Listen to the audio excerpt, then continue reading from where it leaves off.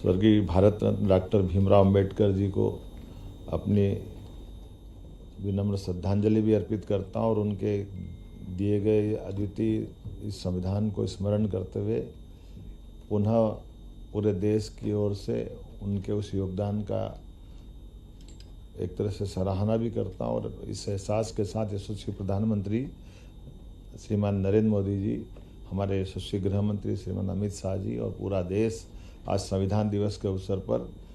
न केवल संविधान को याद कर रहा बल्कि डॉक्टर भीमराव अंबेडकर जी के योगदान को भी याद कर रहा है। हमारे लिए एक और अवसर आज बढ़ जाता है जब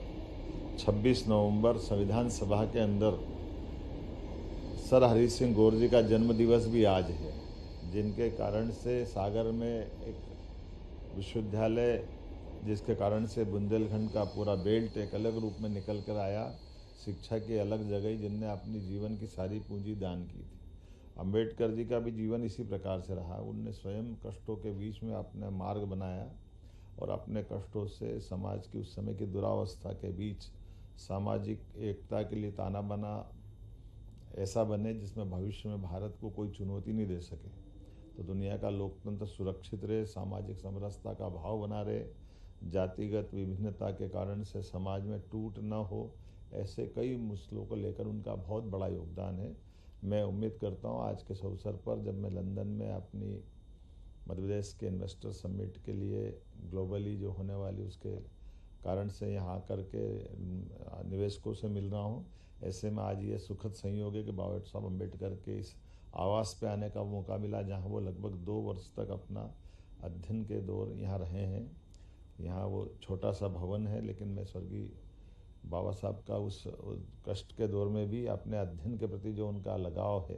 उसको स्मरण भी करता हूँ और हम यशस्वी प्रधानमंत्री को धन्यवाद देते हैं जिनने बाबा साहब के एक एक ऐसे स्थानों को तीर्थ के रूप में जनता को जानने, समझने और देखने का मौका उपलब्ध करने के लिए उपलब्ध कराएं। मेरी अपनी ओर से संविधान दिवस की हमारे मित्रों के साथ, अधिकारियों के साथ हमने शपथ भी ली है और पूरे वर्ष मध्य प्रदेश सरकार